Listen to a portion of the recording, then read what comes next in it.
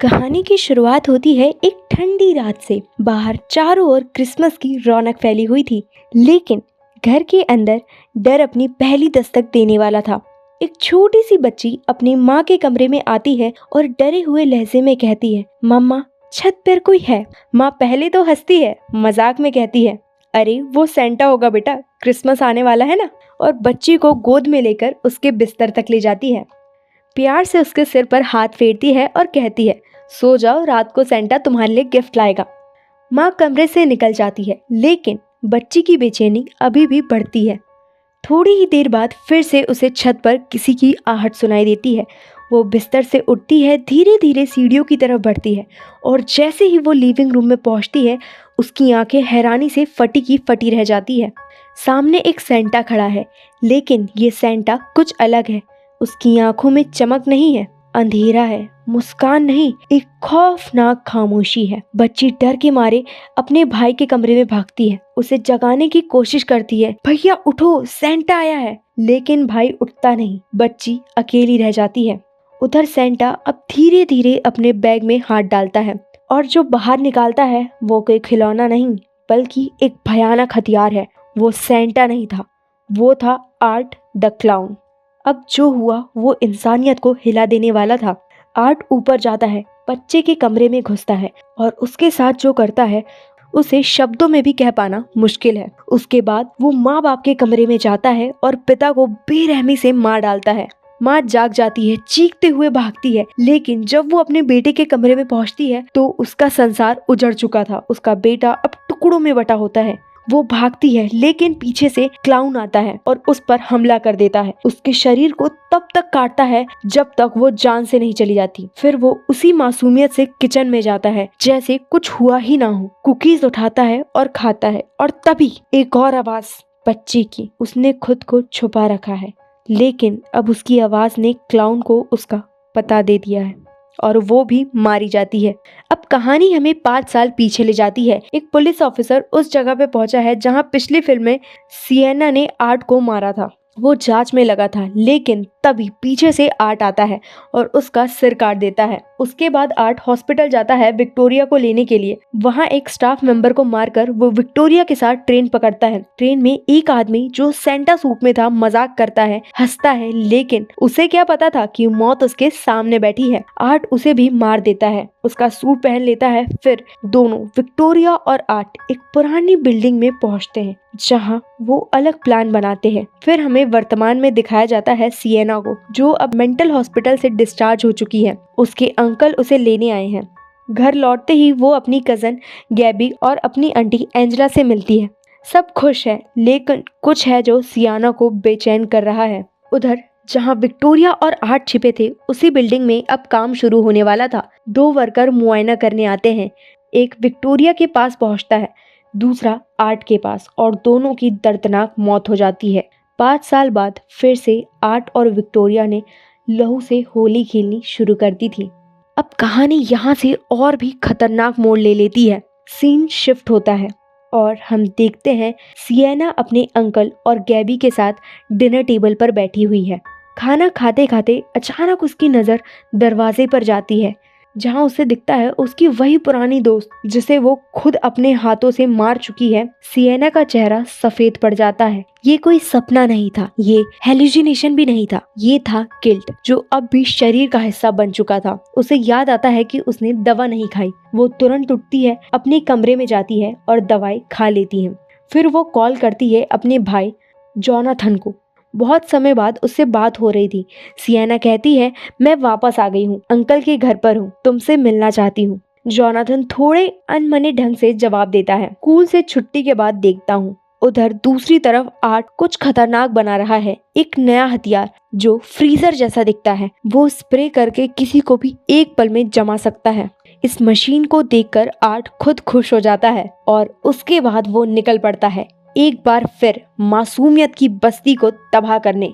अब हमें दिखाया जाता है एक बार जहां कुछ लोग पार्टी कर रहे होते हैं। वहां एक सेंटा क्लॉज बैठा है, सबके साथ मस्ती कर रहा है। उसी समय वहां आर्ट पहुंचता है, जो अब सेंटा की ड्रेस में था। आर्ट उस सेंटा के पास जाकर अजीब तरह से मुस्कुराता है और अचानक उसी पर टॉयलेट कर देता है। पूरा बार हक्का बक्का रह जाता है। सेंटा गुस्से से भर जाता है और आर्ट को धक्का मार देता है। बार के लोग आर्ट को पीटना शुरू कर देते हैं और उसका सामान बाहर फेंक देते हैं, लेकिन ये गलती उन्होंने किसी इंसान के साथ नहीं, एक शैतान के साथ की थी। अगले ही पल आर्ट अपनी गन निकालता है और बार के अंदर गोलियां बरसाने लगता है। 2 लोग वहीं ढेर हो जाते हैं और फिर वो सेंटा को पकड़कर कुर्सी से बांध देता है। अब शुरू होता है असली खेल। आर्ट अपने बैग से स्प्रे निकालता है, वही फ्रीजर स्प्रे।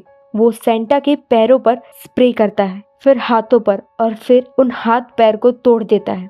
सेंटा की चीखें कमरे में गूंजने लगती है। फिर आर्ट सेंटा के चेहरे पर स्प्रे करता है और उसकी दाढ़ी को चीर कर निकाल देता है। वो सीन इतना ब्रूटल था कि देखने वाले की रूह कांप जाए।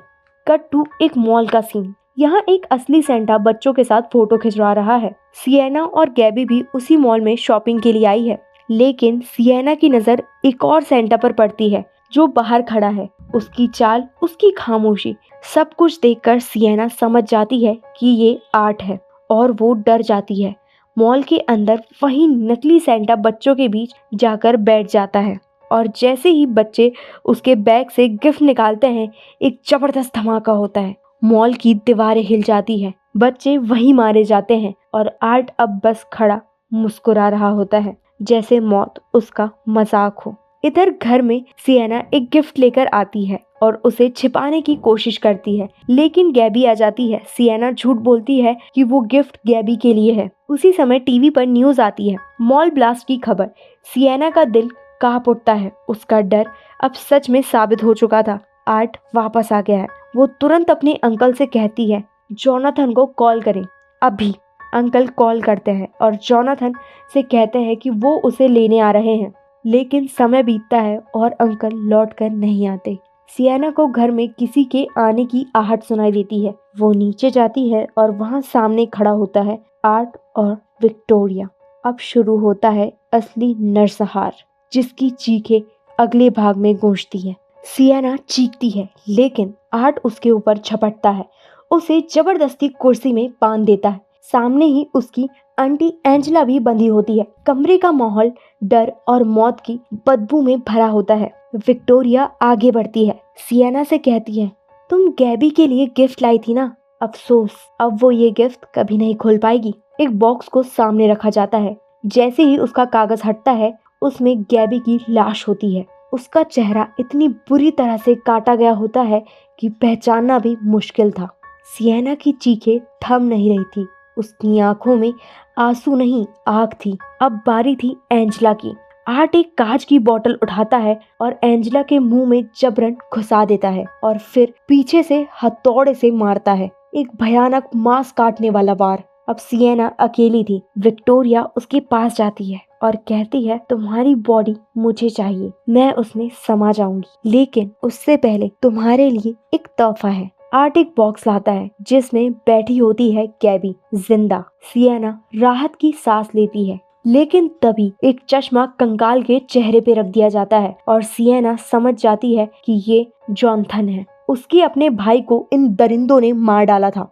गुस्से और गम से भरी सिएना चीख पड़ती है, लेकिन बंदी होने की वजह से कुछ नहीं कर सकती। विक्टोरिया उसके शरीर को पोजेस करने लगती है, धीरे धीरे सिएना के गले को पकड़ते हुए उसकी आत्मा को कुचलने की कोशिश कर रही थी, लेकिन सिएना हार नहीं मानती। तभी आर्ट गैबी के गले पर चाकू रख देता है, धमकी देता है कि अगर सिएना ने अपनी बॉडी नहीं दी तो गैबी को मार देगा। सिएना कहती है ठीक है, मैं अपनी बॉडी देने के लिए तैयार हूँ, लेकिन पहले मैं गैबी को एक गिफ्ट देना चाहती हूँ। विक्टोरिया बॉक्स खोलती है। उसमें वही तलवार होती है जो सिएना अपने साथ लाई थी। वो जैसे ही तलवार हाथ में लेती है, पूरा खेल पलट जाता है। एक पल में वो आर्ट पर हमला करती है और फिर विक्टोरिया पर। विक्टोरिया को नीचे गिरा देती है, लेकिन आर्ट फिर उठता है, इस बार एक चैनशा लेकर। दोनों के बीच एक भयानक लड़ाई होती है। खून के छींटे, चिल्लाहटे और मौत की दस्तक हर कोने में गूंजती है। विक्टोरिया भागते हुए एक हॉल का दरवाजा खोलती है जिसमें गैबी गिरने वाली होती है, लेकिन सिएना दौड़कर उसे बचा लेती है। सिएना उसे खींचने की कोशिश करती है लेकिन वो हाथ से फिसल जाती है और नीचे गिर जाती है। सन्नाटा। कुछ देर बाद सिएना की आंखें खुलती है। वो देखती है कमरे में आर्ट और विक्टोरिया की बॉडी नहीं है, गायब है। इसका मतलब वो जिंदा है। सीन कट होता है और हमें बस स्टैंड दिखता है। एक बेंच पर आर्ट बैठा होता है। बस आती है और वो चढ़ जाता है। अंदर एक लड़की बैठी होती है जो उसे देखकर कांपने लगती है। आर्ट अपनी टॉर्च निकालता है और सीधा उसकी आंखों पर मारता है। Cut to black. और यहीं खत्म होती है टेरिफायर 3 की ये भयानक सनसनी भरी कहानी। लेकिन इसका अंत नहीं हुआ है। ये तो एक नए अंत की शुरुआत है।